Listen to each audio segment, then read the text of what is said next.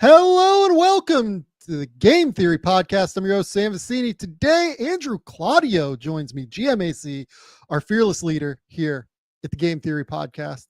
He's going to join, and we're going to talk about the Lakers tying the series 1-1 against the Minnesota Timberwolves. We're going to talk about the Pacers taking a 2-0 lead on the Bucks, and we'll briefly touch on the Oklahoma City series where they're just like completely overwhelming the Memphis Grizzlies. But first, let's hit the music.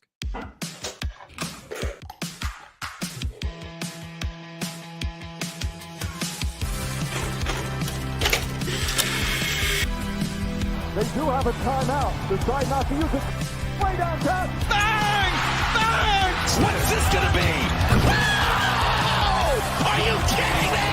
Hello and welcome to the Game Theory Podcast. I'm your host, Sam Vecenie. But if you watch the tape, what you will see is completely orchestrated this game. Andrew, right before we went live, I finally saw the video of JJ Redick just losing his mind right around, I think it was like the 7:40 mark of the third quarter. It was really the only time that JJ had to absolutely melt down tonight after an absolutely catastrophic performance in game one that I broke down over on the YouTube channel, broke down the defensive structures, everything that went wrong in that game for the Lakers on that end. It was great to see the Lakers come out with a real defensive intensity in that game and showcase what I thought they were capable of from multiple different avenues in this series in terms of being able to slow down Minnesota. This was actually Minnesota's fewest points of their season this entire year, which is kind of crazy. So the Lakers win 94-85. And look, it was a 9-point win, but it was basically double figures from the time that what I would say 4 minutes into this game, 5 minutes into this game, and it never really got closer. Well, first off, hi, Sam. How are you? It's good to be here on Game Theory. I am excited to talk about literally anything but how the Knicks are using Karl-Anthony Towns at the moment. And It was funny to watch Karl-Anthony Towns' old team do what they did in game one. And everything looks like it's working perfectly. And you did a good job with the film breakdown earlier today of how they took advantage of a really poor effort from the Lakers defensively. And from the jump, they just did a complete 180, it seemed. And I don't know how much of a 38% shooting night you want to give the Lakers defense credit for, but it deserves some credit, at least, in really imposing their will and forcing Minnesota to have one of their worst offensive nights of the season. And now we have a series, Sam. So I don't know how much I want to give them. I definitely want to give them credit. I don't know how sustainable 38% is necessarily. Like, I would expect Minnesota to shoot better on some level next game.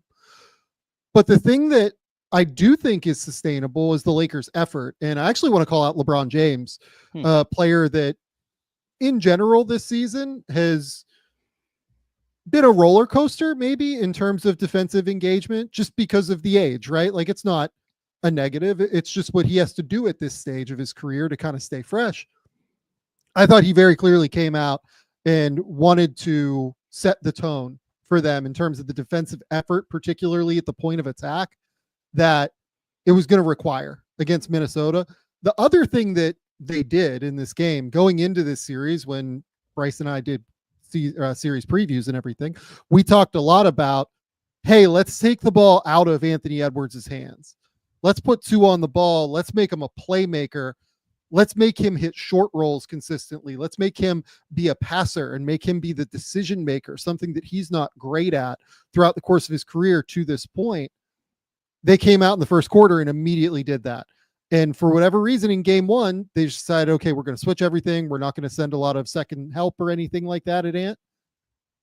I thought that in this game, it showed a lot that, okay, we're going to blitz the ball.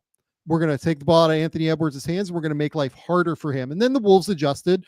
They stopped sending screens for Ant. They said, hey, we're going to get you the matchup that you want with some off-ball movement, and then we're going to have you isolate against players. And then the Lakers adjusted to that. They sent kind of some help up from the side in order to force him to the middle where they knew that there were help was, or where the help was in this game. So I thought this was a really fun little defensive chess match throughout the entirety of this game before we even get to the other side, where I thought Chris Finch also did a really interesting job in terms of the defensive chess pieces. But I think that this was a real statement game for the Lakers defensively. And I think it was a statement game for JJ Redick in terms of being able to adjust coming off of that catastrophic game in game one.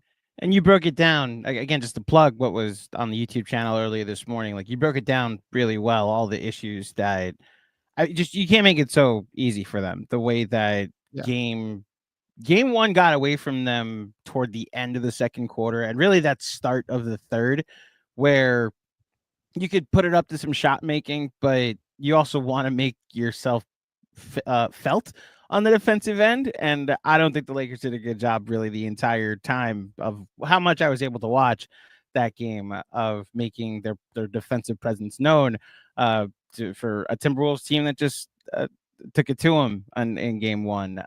I felt that way very much so. And even look, the anatomy of a comeback, the anatomy, the script you follow when you're coming back from 21, 22 points, it usually leads to the team that's up with some breakdowns on both sides of the ball.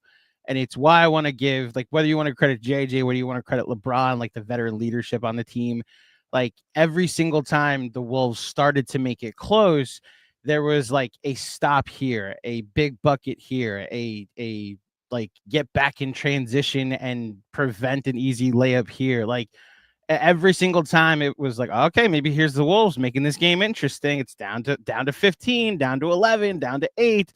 And it just, they were able to do enough to on both ends of the floor that they were able to stop the comeback. And we have a 1-1 series as a result.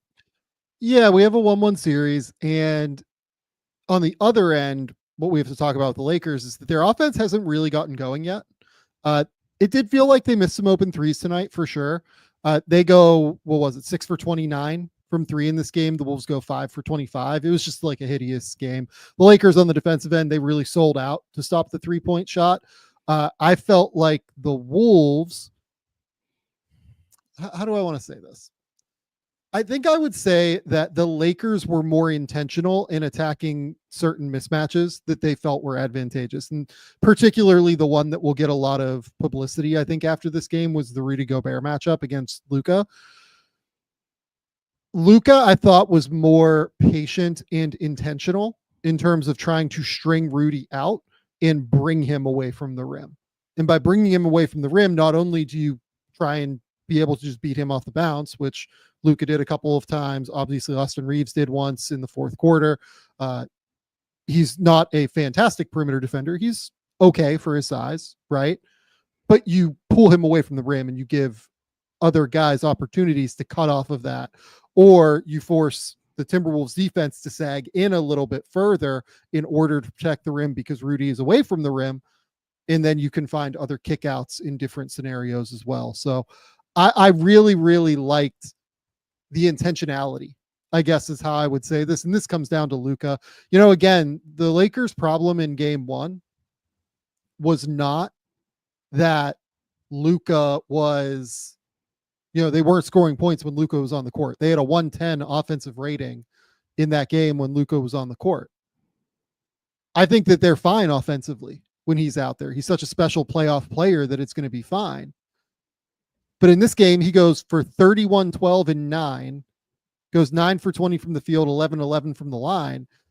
And you could just see that every single time that he wanted a certain matchup, he was able to find it and he was able to get it. Yeah. And to your point about him creating for others, like the Lakers go 6 of 29 from 3 tonight. I'd have to go back and look at how many of those attempts were created off of Luka and the offense he was generating. It seemed like a ton, and then just shots not falling. This is no shot at the broadcast whatsoever. I thought they did a fine job, but it was funny to hear them say, like, oh, LeBron was working on that 3-pointer all through practice and all through warmups, and he hit one. Ends up being the only one he made tonight, because I actually thought he needed a couple to fall down the stretch to potentially put this game away. But look, to your point about what they are offensively, look, Luka's got 30 plus points in the first 2 games. I believe Taylor Rooks said after the game he's the first Laker to do that, to score 30 points in his first 2 playoff games as a Laker since I forget it was who. Shaq. I think it might be that. That sounds right. Just saying Shaq is probably the correct answer to a lot of trivia in Laker history. But the way he's generating looks for his teammates, once these shots start falling, maybe he won't have as much of a scoring burden in this series. And through 2 games, they've scored almost identical numbers, which speaks to the defense. That tonight they were better defensively, and 94 points was enough to win, where it was enough to get blown out in game 1. But yeah, I co-signed what Luka was offensively. I would never trade him for anything, any way, shape, or form, personally. Well, and I haven't looked at the pace numbers yet. I would guess that this was a slower paced game than game 1, just based off of what it felt like watching the game. It felt like the Lakers would run if they had like real numbers, but for the most part, they would slow it down, because I think they do understand that they are a less athletic team than this Minnesota team, and getting into a, track meet with Anthony Edwards is not a good idea for them. It will probably go quite poorly, in all honesty. So I would guess that their offensive rating was probably a little bit better in this game than what it was. And I would guess that the big thing for me is that, again, just the ability to close out on shooters led to Minnesota taking 17 fewer threes, which leads to fewer long rebounds, which leads to kind of the game just feeling a little bit slower. Yeah, I'm looking for the pace numbers now. Shout out to Pivot Fade, so I'll get them for you in a second. Yeah, the pace, to your point, seemed a little different than it was in game 1 as well. So can I ask you a specific question about a player? Yeah. I know we're going to eventually go over to the Minnesota side. Please tell me it's Julius Randle. Maybe, maybe that's the player that, when I look at him play for the Timberwolves and how well he's been playing for the Timberwolves, really for the last month and a half since the All-Star break. Yeah. Minus 14 doesn't tell me what my eyes thought he played. I thought he played really well, especially with how they were guarding Ant. I thought he was on the court for the whole first quarter run, and I think he just kind of became a product of that. And I recognize that's usually how plus minus numbers get skewed. First of all, to your point, the offensive rating for the Lakers tonight was 108, so it's around what it was in game 1 as well. 97.7 defensive rating, that'll play. The Julius Randle performance, he's gotten a lot of grief in New York for his poor playoff performances, specifically that Hawks series, that Miami Heat series. He was on one leg the entire time, so we give him a little bit of grace. But there were points in this game where all of the Randall takeover stuff that I used to be terrified of, I actually appreciated, because they just needed a second initiator, and he was able to kick out of double teams and get downhill. And one thing he's always been so good at is his gravity forces you to still be able to get offense off his drives. So even though he's not people associate gravity with shooting so much, and with him, because of his ability to get downhill as a battering ram, and he's able to find whoever's open in the corner, whether it be DiVincenzo or McDaniels or Conley or Reed, and it usually leads to open looks. I think if we saw this a little bit in game 1 as well, but for him to have 27 points on 17 shots tonight, I'm still emotionally invested, Sam, that I want Julius Randle to have good playoff games, and I thought he was really good tonight. I think he's been awesome in both of the first 2 games. To be honest with you, I think he's just been really, really good. I mean, in the first game, he ended up with, I'm pulling it up now, he ended up with 16 points, 5 rebounds, 5 assists. He did have the 7 turnovers, but I thought he played well in that game. He drilled I think it was 4 threes and was super impactful, just with his physicality and his ability to make the right read consistently when the Lakers would help same side. So again, this is now 2 straight games, where Randle has been able to come through and be an impactful, helpful player for Minnesota. And it's been that way, like you said, for the last 2 months. It's basically been that way. He's been really good for them. over that time. And it's a credit to him because this season did not start well. It would have been so easy for him to kind of pack it in a little bit after the way the season started for Minnesota as well. But he didn't. He fought through it. He worked through it. And this is kind of the ideal, I think, of what Minnesota had in mind when they went out and they get Dante and a first round pick to get some more flexibility and to get a little bit more depth to be able to play against teams like this. This was not a great Dante game tonight after a fantastic game one. I didn't think that the Wolves bench played well. Obviously, there will be some stuff about the officiating in this game, but I just kind of thought that like Naz Reid's fouls were kind of dumbass fouls, if I'm going to be honest. Like the moving screen was like so terrible for his third foul that Reggie thought was the fourth foul. Yeah, like, yeah, I just don't. Yes, there was a lot of physicality, and yes, I think that the Lakers probably benefited a little bit more, but also a big piece of what the Lakers were trying to do was specifically keep the ball out of the paint in order to stop that physicality from being able to like render its face at the rim and to put the referee in position to call fouls against Minnesota to send them to the line, such as Anthony Edwards. So I would expect, I guess, the Lakers to be the beneficiary of attack-oriented play when that is what's happening. Now, like, look, we had like multiple calls overturned in favor of the Timberwolves tonight, which is not ideal. And I'm not going to sit here and say that I thought this was a well officiated game. I thought it was pretty poorly officiated, to be honest with you. Wasn't as bad as Knicks Pistons last night, which I thought was like a borderline catastrophe, but it was not great. I still think that like ultimately this was the Lakers defense more than anything that was the reason why they were successful. And this is something I was talking about, I think, with an NBA scout on the phone earlier. Now I'm like trying to remember where we were talking about Janai Broom, honestly. And the thing that NBA officials are letting go right now is any contact through the chest. Like if you just get your chest in front of you, like you see Luka, like literally just put his hands down anytime that he's like somebody's driving into him and he's driving into his chest. You literally see him put his hands down, because I think that officials right now are calling literally anything with hand contact, but they're not really calling anything with like chest contact or like any sort of movement contact that could be called a block. Even if you're like, if you don't necessarily beat the guy to the spot and you're still like kind of getting your chest sort of there, it feels like to me that officials right now are letting that go, but they're not letting like the hand checking and things like that go more than anything. And I think that's more the adjustment I've had to make so far in the playoffs over the course of the last 4 days, I guess. So they're letting it go unless Jalen Brunson's trying to draw that contact. But you're welcome, America, that I acknowledged the foul baiting and how ridiculous it got last night.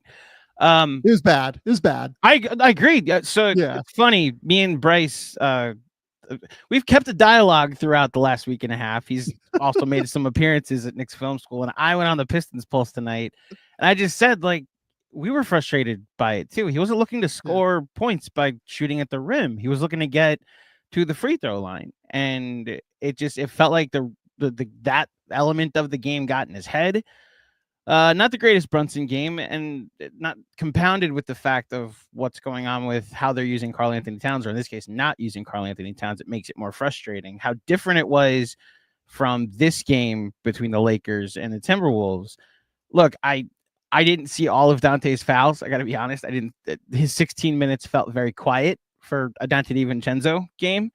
The Naz Reid moving screen thing, I'd have to defer to someone that's watched all 82 of his games, but it seems like that's like a thing that he is usually not the greatest at, that he's susceptible to that. But look, this isn't the best indicator of how a game is called, how a game is officiated, but the Lakers end up with more fouls called against them and shooting 5 fewer free throws in this game. So I can't say that it was so one-sided toward the Lakers in this, even if Randall, McDaniels, and Dante and Naz all finish with 4 and 5 fouls across the board. So Yeah, I can't. As much as I agree that last night's game is definitely the poster child for how bad the officiating was, I don't think I can say this is anything close to that.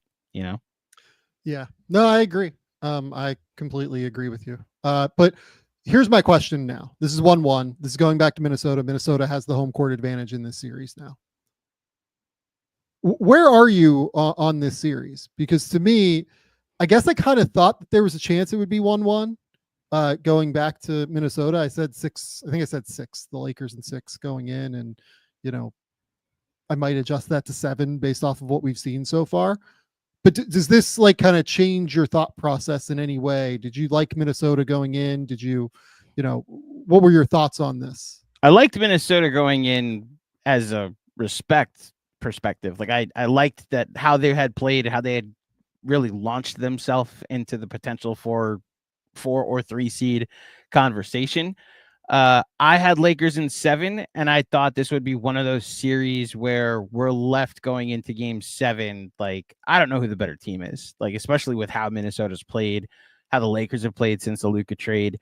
And I think it just comes down to this will be a 3-3 series with game 7 in LA, and one team will have Luka and LeBron and the other won't. It's one of those weird series where I think you might leave this being like, I don't think there's necessarily a loser, even if one team had to lose 4 games. I honestly feel the same way about Nuggets Clippers too, where that could potentially go 7, and I'm left being like, I don't know if there's like a clear better team here. But that also might just be some Jokic love that I'm throwing on there. So yeah, I look at this as a 7-game series. At this point, I'd be shocked if it doesn't go 7. I think this is going to be 2-2 after 4, 3-3 after 6, and it'll set up a pretty classic game 7. Yeah, I think it's just going to be tight the whole way. Again, this is the thing that Bryce and I said going into this is just like these two teams cause very real problems for one another. Right now, to me, the biggest problems for the Lakers moving forward are that like Jackson Hayes is like totally unplayable right now. Like he's been terrible through the first 2 games. And B, like the offense hasn't really gotten going. You can just say that like the shooting hasn't been there. You expect Dorian Finney-Smith to knock down threes. You expect, Rui Hachimura, although he does have this like facial thing going on now, that he'll probably make some more threes. You'd expect Austin Reeves will not go 0 of 6 from 3 again. Like he had some open looks tonight and just missed shots. Like that's probably not going to happen again. But if you're the Wolves, like and one thing that did happen tonight is something that Bryce and I talked about, like in terms of the Lakers being able to catch Rudy in switches and play him off the court, because they closed with the Naz Reid at the 5 lineup tonight. And I thought they had a better chance to defend with that lineup, honestly, just especially with the way it was getting called. They were kind of letting Naz Reid be a little bit more physical, I felt like, against Luka. So again, though, that's incumbent upon Naz being able to stay out of foul trouble too. Yeah. And not making, bad decisions. So I do think this is a tight series. I do think I would still take the Lakers, but I think more than anything, that's just me thinking that Luka is probably the most complete player in the series in terms of just like the ability to score, but also pass and make decisions in a way that, with Ant tonight, you just didn't quite see it, right? Like Ant ends this game 25 points on 22 field goal attempts, 4 free throws, 2 turnovers, and 0 assists, right? It was just very, very impressive the way that the Lakers were able to bottle them up. I wouldn't expect that that's going to completely, hold up, because Anthony Edwards is a truly special player that is, one of the 10 best players in the league. But I am interested to see where this goes now. I do think I would still take the Lakers to win. Yeah, they have 2 of the 3 best players. And when I make that calculation that like in the third player is probably LeBron, and it's like LeBron James still. So I trust that math better than anything. Here's the real question. I think they have 3 of the 4 best players. So you would put Reeves over Randall?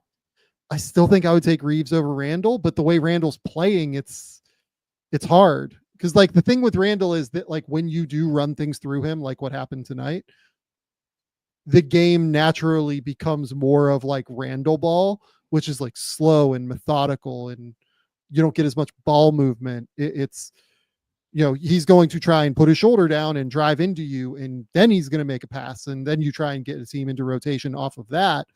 But it is slower and more methodical, and I think that's a little bit trickier. But again, like, I thought Randall's been great in this series. Like, he's probably been, frankly, the third best player in the series, even ahead of LeBron. Yeah. Right. Like, to this point, I just don't know how long that's going to hold necessarily either. Yeah. Given his playoff track record at this point. Either way, whichever math you're doing there with whether he's him or Reeves as your third or fourth best player, but the Lakers they have a top end talent advantage. Only thing I'd note before we move on from this series, if they're really gonna not be able to play their starting center that much, like, I agree with you, he looked a little rough tonight, Jackson Hayes. Just the minutes totals, LeBron played 40, Luka played 42, and Austin Reeves played 43. I come from the school of Tom Thibodeau, where that's a December game. But here in the playoffs, you understand there are days off in between in the first round, but you wonder if the team that's able to go 8-9 deep consistently, like Minnesota, just has a little bit fresher legs later on in the series, and whether that can be an advantage for them. We haven't really talked about the Mark Williams aspect of this, but there was a moment when the Timberwolves were making their comeback tonight where I was like, what, they could probably use a starting center at the moment. You know what though? Like, here's the thing: people have made that equivalence, and I'm just telling you right now, like, Mark Williams couldn't play in this series against Anthony Edwards. Like, Ant would just, so they would just bring him into every action. Okay. Like what the Lakers are doing with Rudy, what you're saying. Exactly. Like, okay. I don't think Mark would be playable in the series. I think he'd be like better than Jackson Hayes, but he's just not, like, I don't think either of them are really all that applicable or useful in this case. Then what it's more highlighting, and look, they have a long playoff run potentially ahead of them in the Lakers, but what it's more highlighting is how much that's going to be a need for them in the offseason. Moving forward. Yeah. Completely agree with you. Completely agree with you. Okay. Before we move to the next series, PrizePicks is the best place to get real money sports action with over 10 million members and billions of dollars in award winnings. PrizePicks has made daily fantasy sports accessible to all. On PrizePicks, you can mix and match player projections from different sports. You can combine your favorite basketball players with players from baseball, hockey, esports, whatever you want to combine, you're able to do it at PrizePicks. I've got a pick for you in the Knicks Pistons game, Andrew. You do. So here's my theory.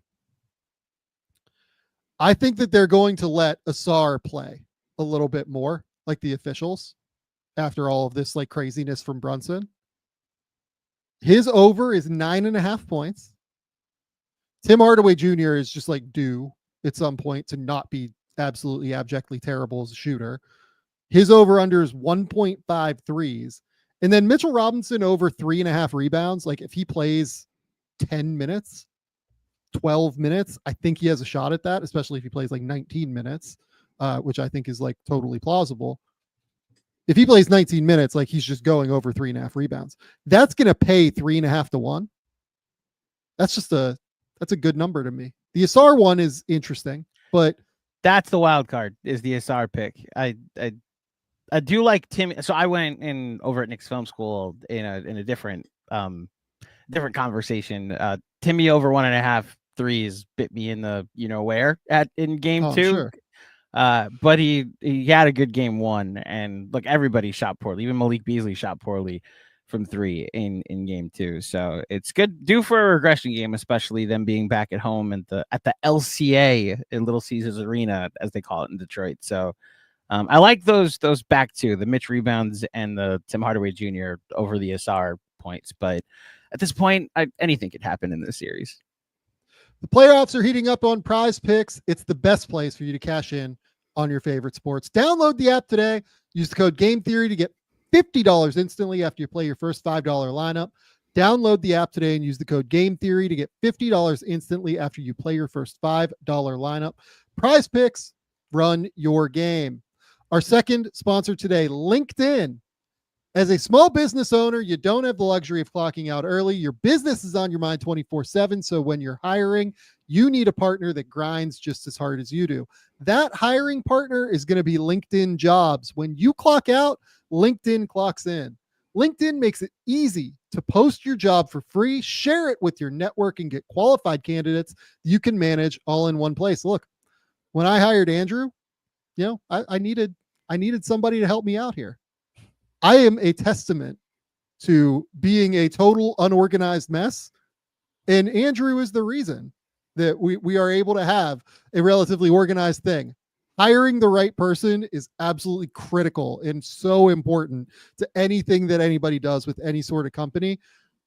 How does it work? You just post your job. LinkedIn's new feature can help you write your job descriptions, and then you're quickly going to get the job in front of the right people with deep candidate insights. You either post your job for free or you can pay to promote it. Promoted jobs are going to get you 3 times more qualified applicants.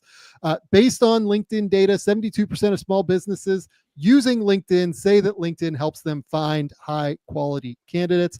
Find out why more than 2.5 million small businesses use LinkedIn for hiring today.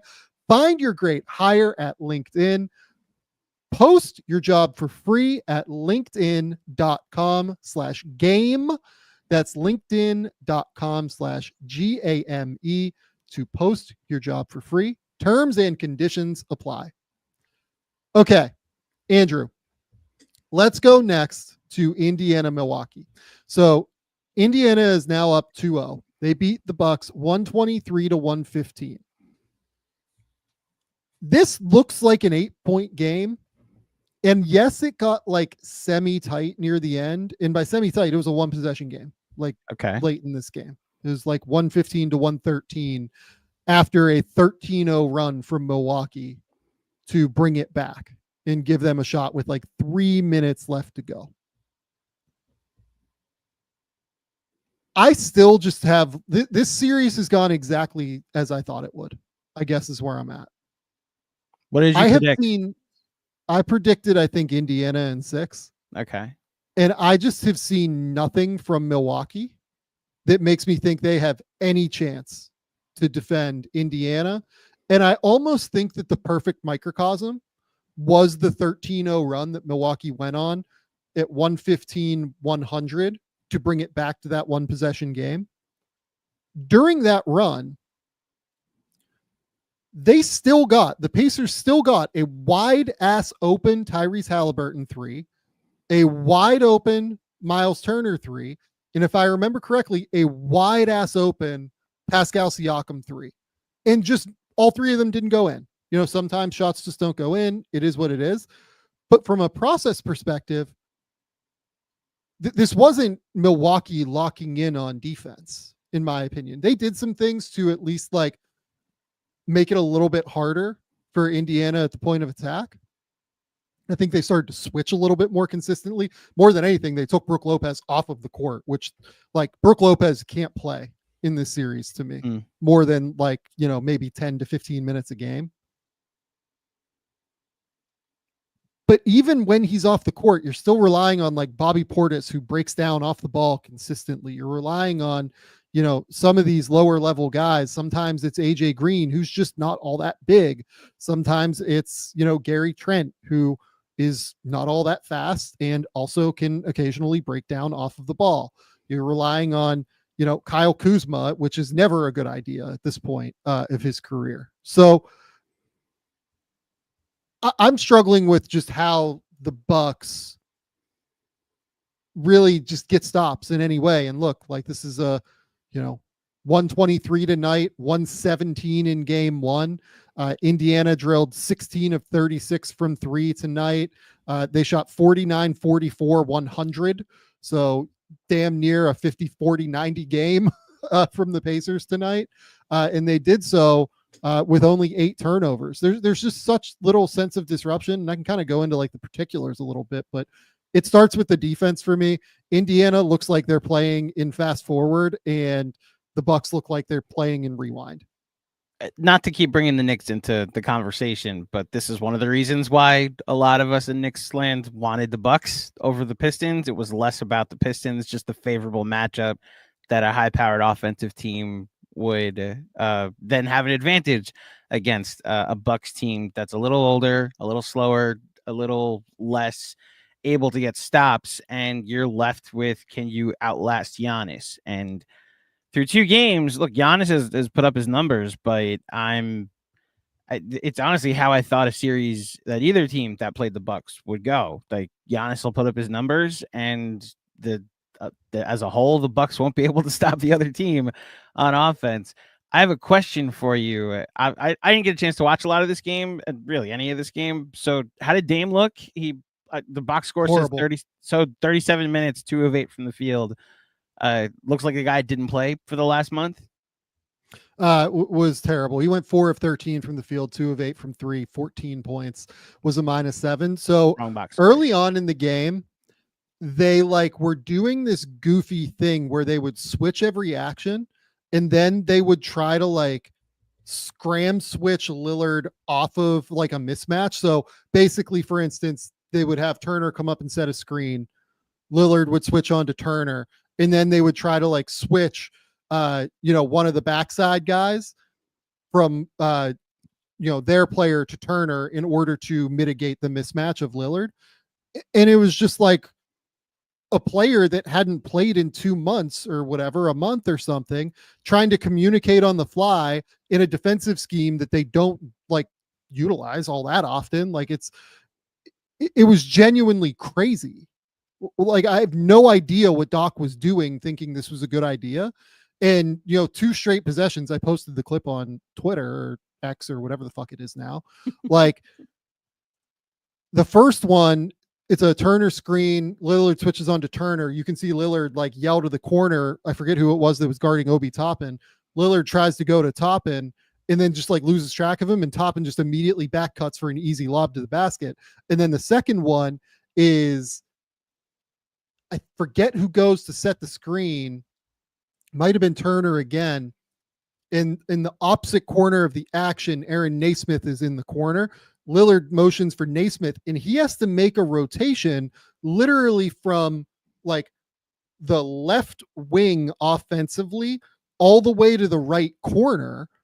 And it's just what are we do?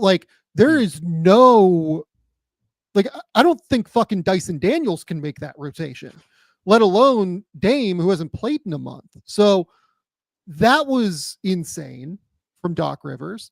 Then they went to this zone, this 2-3 zone, and you're playing zone against a Pacers team that just is one of the most unselfish teams in the league, has a phenomenal point guard in Tyrese Halliburton. They consistently are great at getting different sorts of off-ball movement, and they just ran all sorts of screens because if you're going to play zone in the NBA, you have to be athletic. You have to be able to cover so much ground in your areas, and they would just hammer Brook Lopez, bring him up, and then just blow by him. And then on other side, they would run these little flare actions for Halliburton, or these little, essentially they were flares. Now I'm thinking about it, where Halliburton would pass the ball off to the middle of the court and then just flare off to the right corner, and it was just a wide open shot, or it was a wide open drive every single time. And I'm like, what?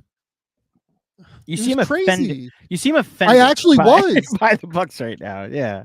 I genuinely was offended. It was so stupid to do. It was such a stupid idea, and it was all in the favor of just keeping Brook on the court in a series that he's too slow to play in.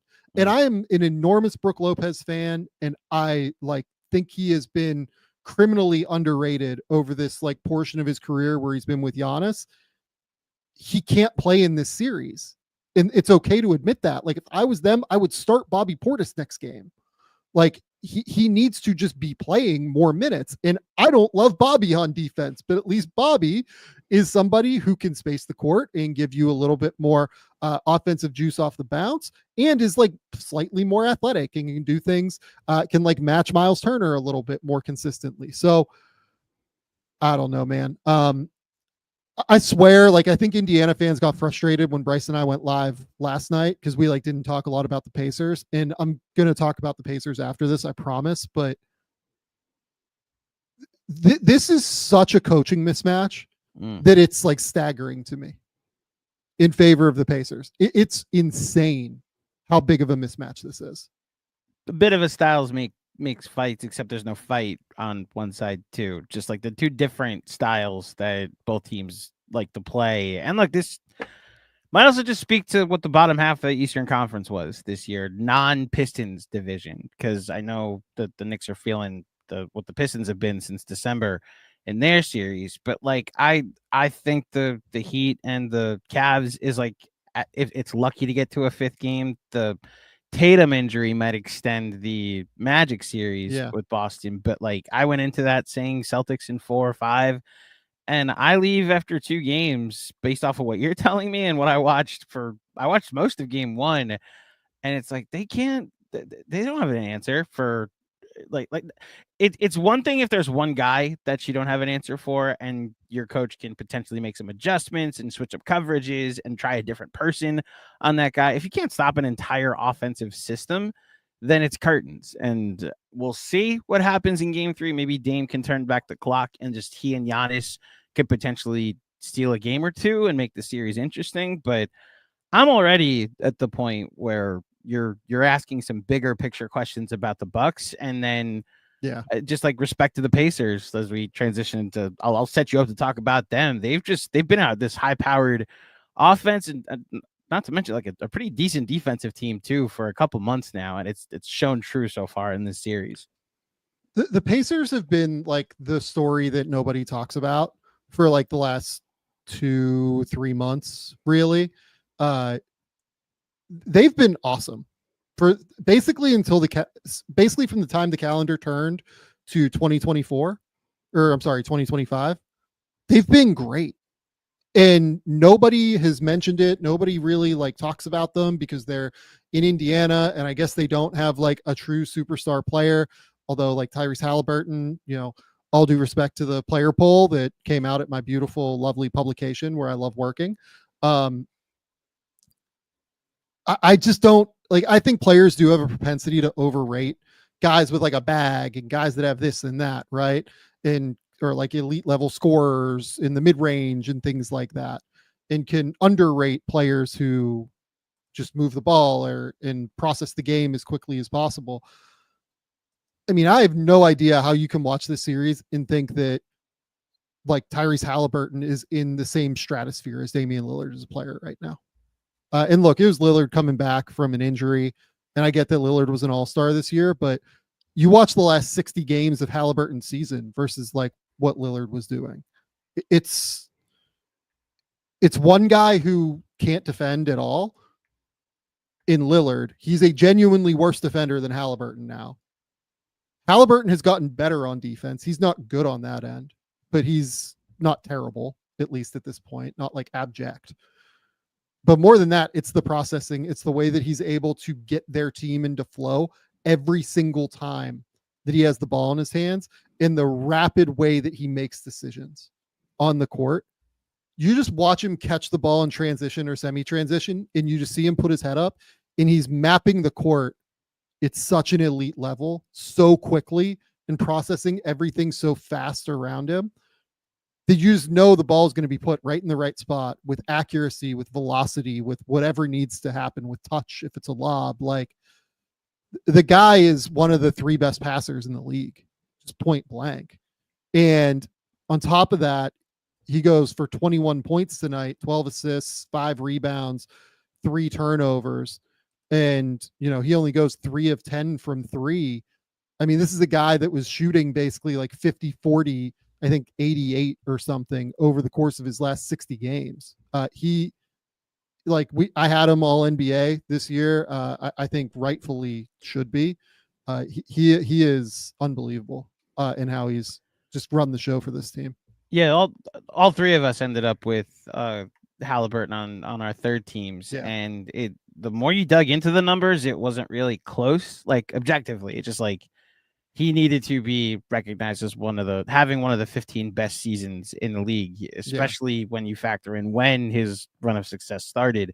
He was not the 15th guy. No. Like, well, so you know what I mean? I didn't get. We haven't had a chance to talk about this, but like I put both Knicks on my third team All NBA, and I considered like, does Halliburton need to move up to second? Like even like bumping the two Knicks even further down in the pecking order. And look, I just you go over the numbers. I went and sorted it from January 2nd, and the Pacers have the fourth best record in the NBA, 34-14.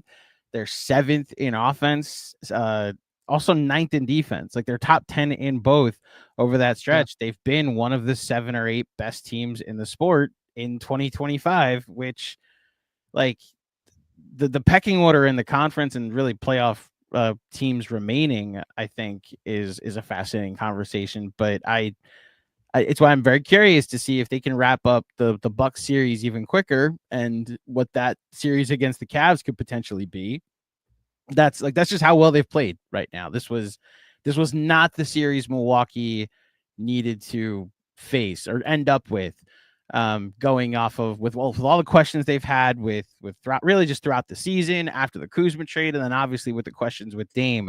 They needed like another team, I'll just say it, like the Knicks, that didn't have Brunson for a month, has had largely questions on their defensive end all season. It might have been a more fair fight, and they ran into a blitzkrieg, and it's what we're seeing so far through 2 games. Yeah, I mean, it's funny, like if you look at their play against top 10 teams this year, they are one of 4 teams in the league that won at least 60% of their games against top 10 point differential teams in the league. It's like also just very interesting to me that they have a 115 offensive rating and a 115 defensive rating in those games. The offensive rating is 10th and the defensive rating is 7th in those games, right? So like it's almost a little bit flipped in that regard. And the reason that it's like the same, even though they're 15-9 against those teams, is because they had a couple of like bad blowouts in those games. But like, yeah, man, I am just very impressed with the Indiana Pacers, and I think they look great. And look, it's hard for me to say that a team is going to beat Cleveland in a series, but I think the Pacers can push Cleveland, to be honest. I don't know if they will win that series. I think it'll be pretty tough, in all honesty. But yeah. Sorry, go ahead. No, that's all I've got. Like it'll be interesting. Last year, it felt like there were so many qualifiers on them making the conference finals because of the injuries that Milwaukee faced, because of the injuries that New York faced. And then like even in the I keep going back to how close that sweep was. I know we can't call a sweep close, but they had the lead in the final minute of 3 different games of that 4-game sweep. And like Jaylen Brown hits a crazy 3 after a weird turnover. Al Horford doesn't miss from 3 in the other 2 games in Indiana, and Halliburton missed those last 2 games of the series. So like, as much as last year seemed like there was an asterisk on them getting to the conference finals, they seem like they're trending in that direction as a team that could get there with some momentum. And like, they would obviously have to beat a pretty elite Cavs team that won 65 games. But yeah, I'm with you that I'm not as dismissive of the Pacers as I was last year if they go and face a team that won as many games as the Cavs did. Like, if anything, that becomes an even more competitive series, or at least I project that to be an even more competitive series than I would have, earlier in the season. Yeah, I agree. And the other guy that like I just want to give some flowers to real quick is Andrew Nembhard. Consistently takes on the toughest assignment for them on the perimeter every single night. And he was a monster in the playoffs last year, and he's well on his way to being a monster again in this year's playoffs. 17 points in each of the first 2 games. 6 assists tonight, 5 assists in the first game, 60% from the field in both games, just picks his spots really well, can get to the mid-range and score. Just an awesome basketball player. He is an awesome basketball player, and he is huge for them. He is enormous. He gives them a second ball handler for this scheme. He gives them another great decision maker who doesn't turn the ball over in this system. I'm really interested to see the kind of damage they can do with both him and Halliburton this year in the playoffs, because That is a really, really difficult backcourt. I wonder if Nembhard is kind of on the way toward being that next like Derek White kind of guy for this coming era of basketball. Guy who gets to the NBA later in his, he's 23 years old when he gets to the NBA. Derek, I think, was 23 when he got to the NBA. And just continues growing, continues evolving, gets better, becomes a real knockdown shooter, defends at a high level. Nembhard really has some juice right now that is really worth calling out. It is a huge part of why they're successful to me. Yep. Okay. The last, I'm sorry to Thunder fans. Like, I know that you want us to talk about your team. This series is just not interesting to me. They have a bye. Like, if you want to just, like, no disrespect to the Grizzlies, the Thunder have a bye in the series. The Grizzlies fired their coach 9 days ago. It seemed like it sent their organization into a tailspin. They limped into the postseason. Like, the Thunder, unfortunately, are playing like they have a bye at the moment. So, like, I will say this, having talked to some people like in Memphis, like, I don't think they're in a tailspin at the end of the day. I do think that this is just the worst possible matchup for them on planet Earth because they have one creator. It is Ja Morant. And the Thunder have 4 different bodies that they can throw at Ja Morant in any sort of action. They can switch it. They can do anything really. And then on top of it, after, let's say Ja even beats those 4 bodies in Caruso, Dort, Jalen Williams, and I'm sorry, my brain's just like totally breaking. Case and Wallace. There's like a Twin Towers alignment behind them in Chet and Isaiah Hartenstein, where he has to score on them, and he's not a shooter. So it's just like truly the worst matchup imaginable for this. And I don't really see this as competitive. And it's a credit to Oklahoma City that it's not competitive because, again, like in the first game, it was a 50-point game, but like I do just want to call out, and this is excuses, I get it, but like they beat the Mavs on Friday night, and then in 36 hours they have to turn around, fly, land at like probably 3 or 4 in the morning in Oklahoma City, get their body clocks right, and then go for a 12 o'clock game, right? And that's just hard. Like that's just very, very difficult to try and do. So, like had they won the play-in game, I would imagine that Golden State versus Memphis would have been at 8 p.m. as a start time, as opposed to the 12 p.m. start time that they forced the Grizzlies into because of winning the 8 seed, right? Yeah. I'm saying if, the Warriors were the 8 seed instead of the Grizzlies, basically. So, I think that was really the reason for like the 50 ball more than anything. But like, it's also just not a competitive series to me. And I'll call out, like, I thought that Jaren Jackson did everything he could tonight. I thought he was super impactful. I'm really glad that he had this game where he drops 26 points after the bad first game. Because I thought he was awesome at taking advantage of mismatches, particularly like from the second quarter onward in this game.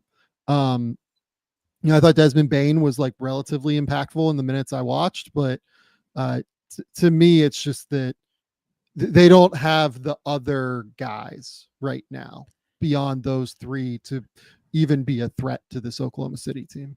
I think the reason I'm going more toward the tailspin argument, which like I'm not going to push back on the people you've talked to, but like they were around a 4 seed when they let Taylor Jenkins go, and like they let him go for their reasons, and that's more what I'm referencing. Like the reason they had to play the 7-8 game is because they fell so far down in the standings. The reason they had to play this 8th seed game is because, well, they lost a close game to the Warriors. But the reason that happened though came beforehand, because obviously that little pocket of the West from 3 to 7 or 8, 3 to 8, if I remember correctly, was so tight. I think it was 4 to 8 actually. Now I'm like tracking, where they were all within one game. The damage had been done before then to push the Grizzlies back into their range. And like they hadn't beaten a team with a winning record, if I remember correctly, in like 11 straight games, right? Or like a playoff team, I think it was, in 11 straight games. So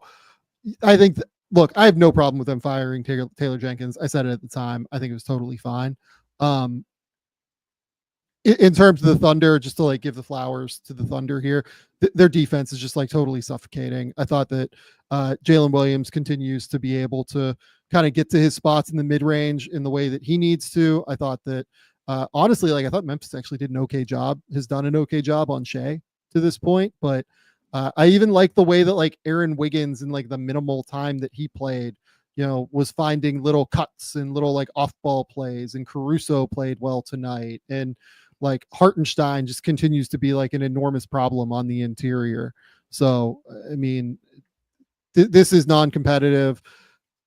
I think a Clippers series is competitive at least, but I'm still like riding with look, Oklahoma City is my pick to win the title. Like, I don't think I've hidden that from anybody, but I think that this is just such a mismatch that it's like almost not interesting to talk about.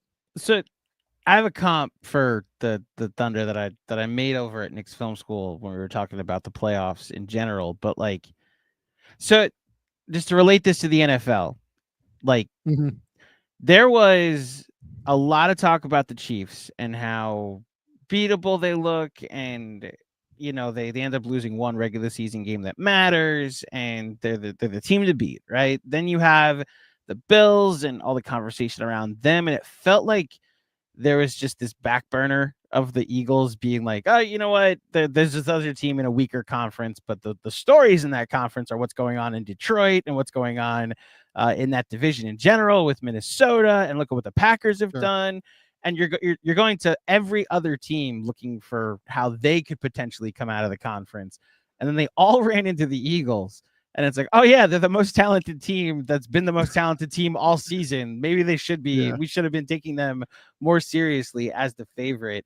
Earlier in the year, I thought maybe the Cavs were the Eagles. And I think I've landed on the Thunder might be the Eagles. That we just like you're right. Maybe a Clipper series is more competitive, but maybe they just built this thing that's so much more overwhelming than we're giving it credit for, and where it is in league history. Now you're giving it the proper credit. You're picking it to win the title, but I've already seen the conversations out there and the projections out there of like the Clippers are going to potentially beat them. How are they going to defend Jokic? The Lakers would have the two best players in the series potentially, and like there's a Golden State argument that's being made, and I just wonder if we don't look up at the end and it's like, oh, obviously OKC was going to win it all. Like we should have been looking at the Eagles in the same way. Well, the NFL comparison with the Thunder to me is, do you remember like the 2000 Ray Lewis, like Ravens? Yes. That's what it reminds me of. Just like completely overwhelming, like physically powerful defense to where like, maybe like Chet is the Jonathan Ogden and, Isaiah Hartenstein is the, Tony Siragusa on the interior, who's just like completely plugging up everything in the middle. Right. And then you have, Shea being like the Ray Lewis that is like just completely dominant and, the leader of the team in some respect. Right. And, Peter Boulware just rushing the quarterback. That can be Jalen Williams. Like we can go up and down the list. You're flexing a bit. Yeah. With your knowledge of the 2000 Ravens, which I appreciate as someone who laughed at Giants fans for losing that Super Bowl. Shout out. I think it was the AFC Central still at that point. Yes. Where, it's one of my first early like football memories for sure. But that's the team it reminds me of. It's just like the overwhelming physicality that they bring to every single game more than anything. That's what it felt like to me. And that's what it feels like watching Oklahoma City. And I wasn't that old. I was like 10 when that happened. So I'm not sitting here telling you I was like an expert in football at that point, but like that's one of my early memories, is just watching them, and it was just like, oh, this is like a different fucking football team. You know what I mean? Yeah.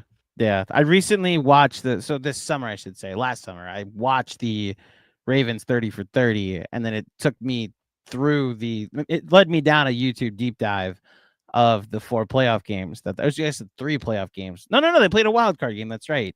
I don't think they were. So like they overwhelmed the Titans, who had made the Super Bowl the year before in Tennessee, that playoff. Then they played the Oakland Raiders, and unfortunately Rich Gannon got hurt early on, but then like Shannon Sharp ran for or caught a 90-yard touchdown. And then they won that game very, very easily, like 30-6. And then the Giant game, the only points the Giants scored was the special teams touchdown after scoring 41 against the Vikings 2 weeks earlier in the NFC Championship game.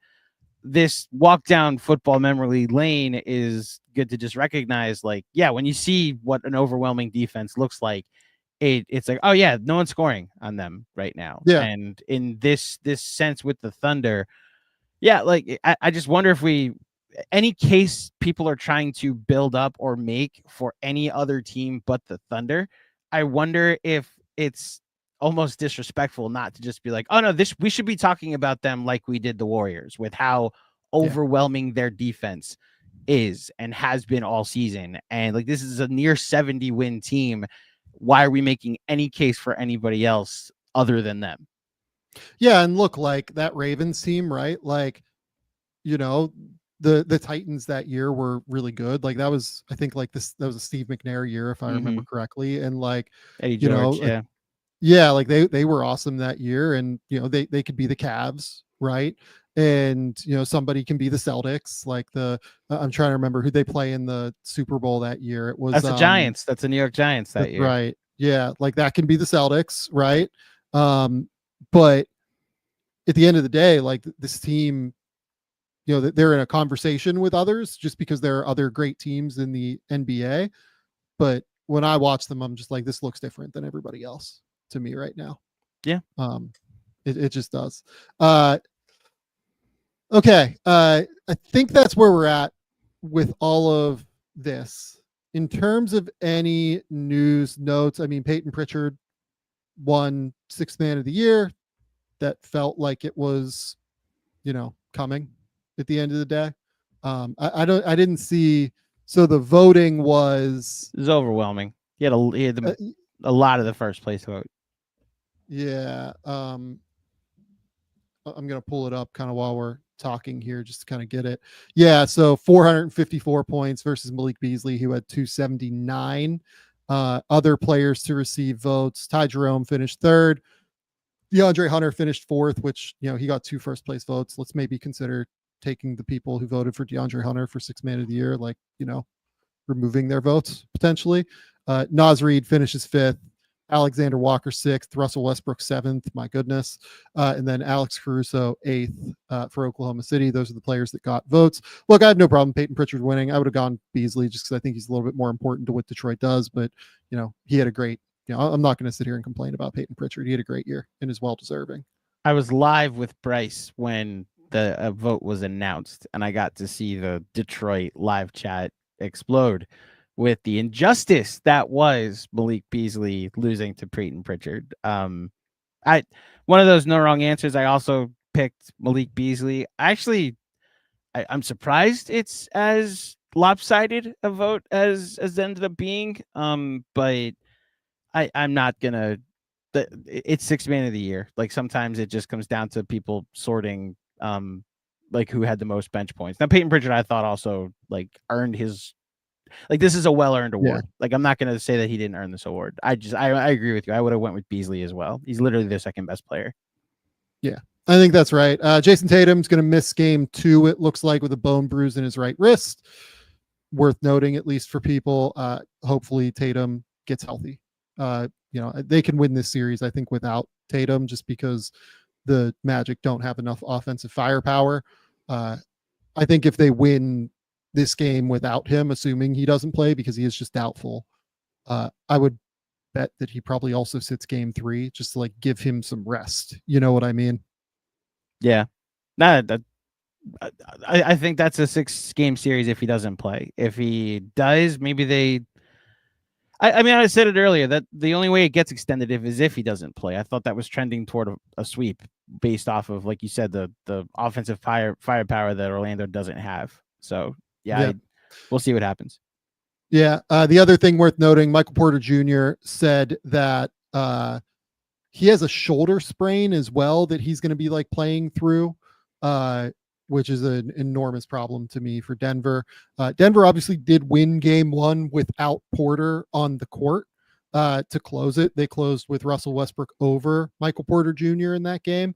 The issue for me is more, how do you get through the rest of the game if you don't have another guy at full strength? I hope that Porter's able to be effective and be able to play through it. But yeah, same. I'd rather this series be as healthy as possible. That it's been great for 2 games so far. I'd like everybody to be as available as possible. Final thing worth noting here is just that Landry Fields got fired, and Bryce and I didn't talk about that yesterday. Ansi Salah has been named the general manager. It's funny, like when I was up in Portland at Hoop Summit, and just talking to NBA executives and things like that, just because it's what you do while you're up there. There was like a sense that Landry could be in some trouble, and I was like a little bit surprised by that, to be honest. Part of me was, and part of me wasn't. Like I have some questions on Landry in general and the terms of the way that like he maybe built the front office structure and everything, but like I also don't know what more could have been expected of him.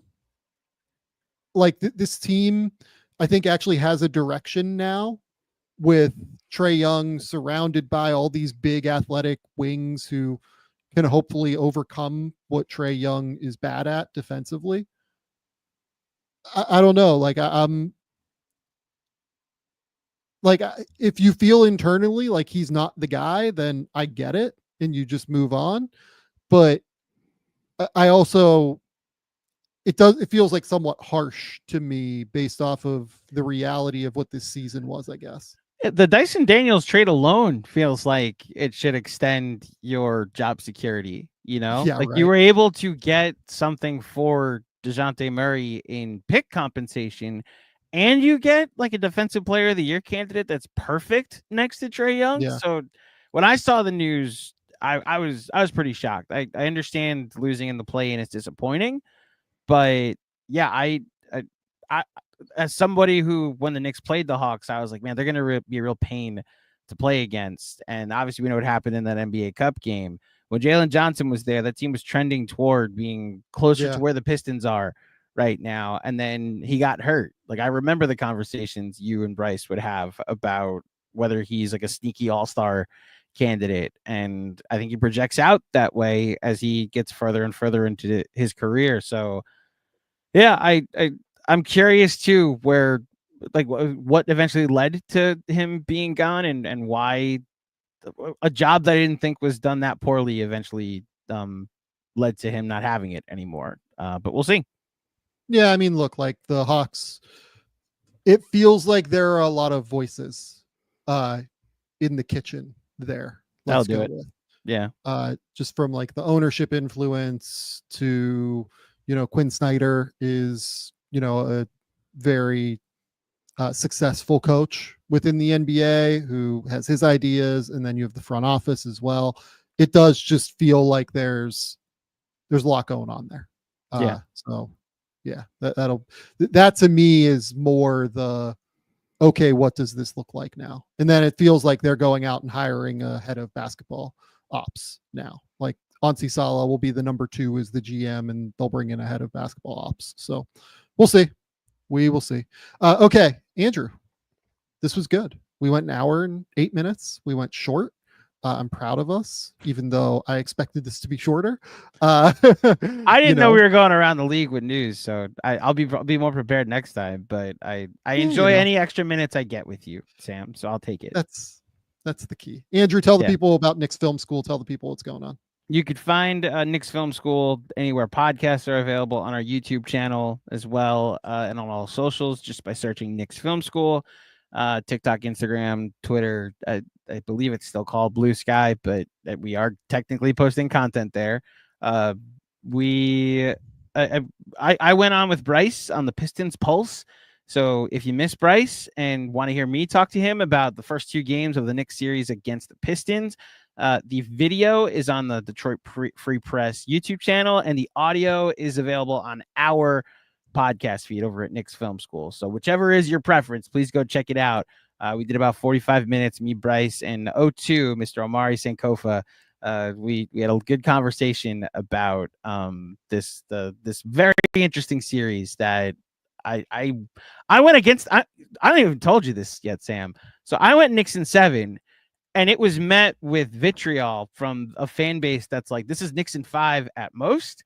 And I've now been getting accused because you went Pistons in 7 that I'm just trying to make good with one of my employers, that I'm just trying to look good to Sam and keep all the feathers not ruffled, and just making sure that I'm not pushing back against you too much, so that way we both have a 7-game series. I'm just picking the Knicks. And I think a lot of Knicks fans have been awakened to the problems that the Pistons have created through the first 2 games. It is interesting. Like, I just like seeing people online. Like, I feel like a lot of the smarter Knicks fans that I see thought this was like a real toss-up for the series. Yeah. So, and you are certainly included in that. But like, I feel like most people that follow the Knicks as much as anything thought that it would be tight. So I'll just say this, and I've been consistent on this, where I think you and I are different on it, and I think Cade might actually have, I may have underrated him a tad in how he's overrated, how he's taken over, especially in game 2. But I wasn't worried about the Pistons. It's very much a Knicks worry. This team has not been a team to be arrogant about all season, No. That's also my thing. I don't think the Pistons are like some amazing team. It's more that I have worries about the Knicks than anything else. The breadcrumbs of an upset have already started to be like laid out. And look, the Knicks could look outstanding in game 3 and game 4 for that matter. And maybe this does end up being Knicks in 5. I'm just not at the point after an 84 game sample now where I can project any hint of confidence in this team. And it's funny, they had this stretch in the fourth quarter of game 1 where I was like, oh, that reminds me of last year's team. This overwhelming effort on both ends of the floor. Karl Anthony Towns had 5 steals. Are you kidding me? And I'm just out here looking at the team that I could get behind. And that team, like, it was led by Campaign, who played 4 minutes in game 2. So I'm at the point where if this goes 7 games, I'll just be thankful that game 7 is in Madison Square Garden. Yeah. Okay. Tomorrow night is Magic Celtics, Heat Cavs, Warriors Rockets. My read on this currently is, look, obviously we tend to talk about the Rockets quite a bit on this show because I am just intensely interested in that entire like roster building exercise as much as anything. And I love like most of the players on that team for the most part. If that game is interesting, we will go live after it tomorrow. Whether or not it's Andrew, Bryce, I don't know. We'll figure it out. It will depend on how interesting that game is, though. Like if it's another 95-90 ugly game, right? Then and the Warriors win. Like I don't know that I will need to go live. If the Rockets win, we will certainly almost go live in some respect, but that's kind of where this sits. So tomorrow will be dependent upon how these games go, if only because, Celtics without Tatum and the Magic, and then Cavs Heat. Like I don't know how competitive those other Eastern Conference series will be necessarily. So keep it locked here, though. I promise we will be going live quite often throughout the playoffs. We've already given you 2 this week. I can assure you there will be at least one more, probably another one, if we're being honest. And then at some point, like, I'm sorry to Bryce, but we have to start off-season previews. You weren't here last year for off-season preview time. We try and run through them, and typically we've started them by now. So we need to figure out what we're doing for off-season previews still. That will probably just be a show at some point later this week. But that's for now. Go to The Athletic. Keep me employed over there. Subscribe. Do everything you can to support us over there. Hit the subscribe button over on the YouTube channel. I would guess that I will wake up tomorrow and we're at 25,000 subscribers, which is a fantastic accomplishment for where we were. We appreciate everybody for coming in and listening to this show and rocking with us and having a good time. We're like 30 subscribers away or something from 25,000, which is just a crazy number, given that I think we started the season with like maybe under 10, in all honesty. So we appreciate you guys for, subscribing, for listening, for, doing everything that you do to support us. That's all we got tonight. Until next time, we'll talk soon.